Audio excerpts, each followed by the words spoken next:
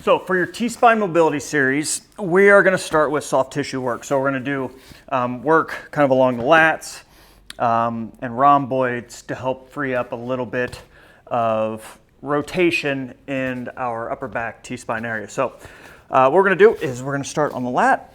We're going to start kind of high up towards the back of the arm. And now from there, I'm just going to kind of roll back and forth. And I can bring my chest more down towards the ground, or I can bring my chest more up towards the ceiling to kind of get different areas of the lat. And I'm going to keep working down a little bit. And just for me, I just feel like my chest being more down towards the ground, I feel like that's a little bit stiffer, so I'll probably spend a little bit more time on that area. So I can roll forward and back. I can go a little bit of kind of like seesaw.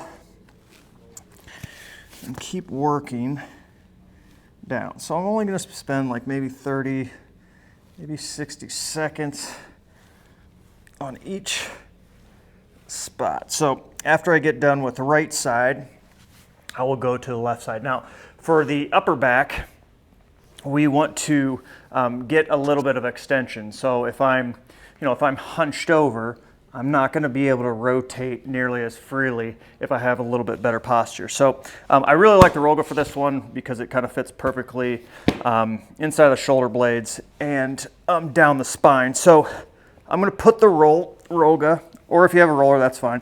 I'm going to kind of start a little bit underneath my shoulder blades. From there, hands are behind the head, and I'm just going to do a little bit of searching. So I'll start low, and I'll work my way up, and I feel like this right side for me is a little bit stiffer, so I'll just spend a little bit more time on that right side, leaning to the right. So I'll just kind of take note of that whenever I go back to it on another day. Okay, I probably need some help more on the right side. Now from here, I'm going to start with the Roga roller below my shoulder blades. So from here, I'm going to take the back of my head down towards the ground while keeping my ribs down. So this would be what I don't want. Ribs come up. I want to try to keep ribs down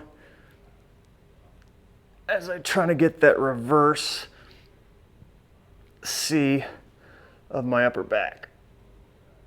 So I'll maybe go 1 or 2 in each spot.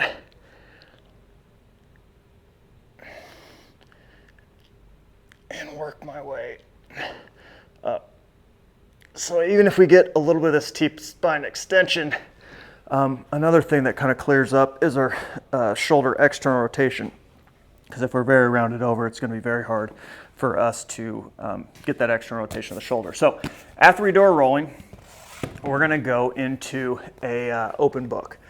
So you can either grab a pillow, a couple just not cushions, but or just a mat to kind of support your head. So probably wouldn't use this because it's kind of blocky. But anyway, so I'm going to block the knees with my bottom arm, and then I'm just going to rotate, open. I'm going to breathe for 5. So that after each exhale, I'm trying to get the back of my shoulder more down towards the ground. So it isn't just about the back of my hand, because what I don't want is just this and just doing that. So I'm thinking that just my arm is just an attachment along my torso. So as I'm blocking, breathing, I'm going to go for 5 breaths. Then I'm going to come back, and then I'm going to go back, rotate again, 5 breaths. So this is nice, because if you're restricted, I'm using gravity to open my chest up, as opposed to this next exercise that we're going to do. So after I do 2 sets of 5 breaths on each side, I'm going to have the knees wider than my hips. I'm going to pull my butt back towards my heels. And at the same time, some people can't, go and bring the butt all the way to the heels. So I might just put, a roller right here. If you can't get in that position, that still kind of locks down my lower half, and then I get to be free for my upper half. So if I can't get in this position, just use a roller or a couple mats, pillow or anything like that. So from there, I'm gonna go one hand down, other hand here. I'm gonna go elbow towards elbow. Now I'm gonna rotate up. Now from this position, I'm pushing into the ground and I'm breathing. And as I'm breathing, it's like I'm trying to show you more of my logo. So less logo, more logo.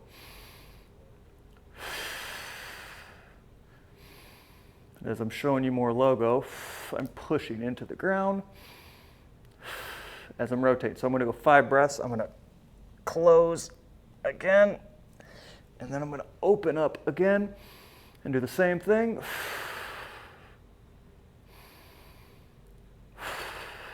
For 5 breaths. And when I'm doing this breathing, I'm trying to breathe into my ribs. So a lot of time, another thing that can restrict T-spine rotation is kind of stiffness in the ribs. So I'm trying to get breaths almost like between the ribs to make them more mobile. And then if they're more mobile, I can get a little bit more rotation. So once I do 2 sets of 5 breaths on each side, now from there, I'm going to want to use that range of motion. So again, I just get in my golf posture, and I want to make sure that my head stays looking straight ahead. So I don't want to move the head.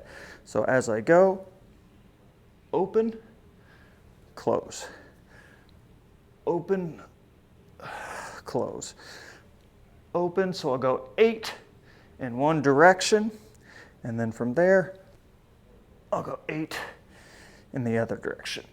And I can already feel like this left side's more restricted because I did this right side. And that's your T-spine series.